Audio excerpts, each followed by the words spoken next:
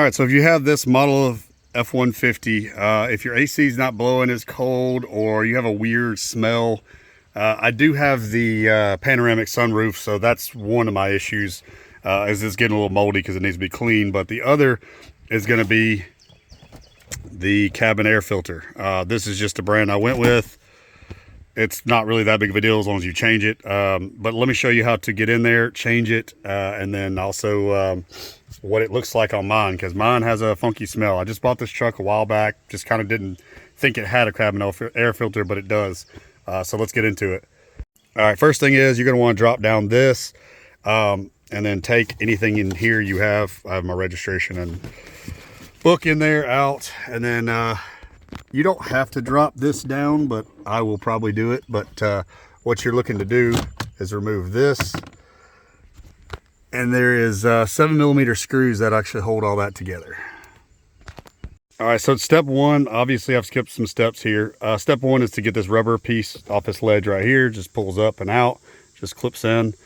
Step two is to get a trim removal tool. Just gently pry up from the bottom on this, and this pops right out. And you don't have to drop this down, but I do just because it's easier. You want to disconnect this piece right here, pop this out over here, and then you kind of just gently pull over on these, and it slides by, and that gives you access to everything. So it's 7mm bolts.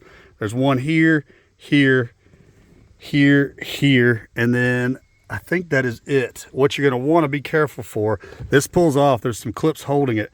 You want to make sure you don't break this off. Mine's pretty old, so I'm going to get these screws loose, and then I'll show you what it looks like once you get that piece off. But that is what you're looking for to remove, and the cabin air filter sits behind that. Okay, so this is with it off. You can see the clips. Somebody's been in here before because there's one clip missing on mine, which is a good sign, but not great. That unplugs right there to right there. Make sure you plug that up when we're going back, but you just kind of gently pry out, and that is your cabin air filter back there. And it just holds in with the little prongs, and then you slide it out. So let me slide that out. Let's see what it looks like.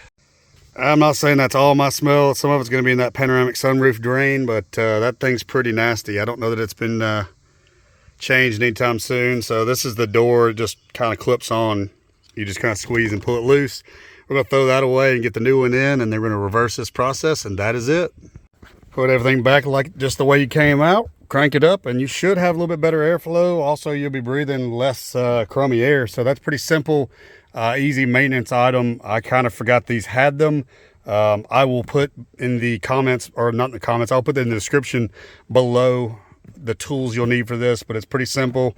Either a 7mm or a 9/32 socket, whichever your choice. A little trim removal tool will be easier. I happen to use my pocket knife on this.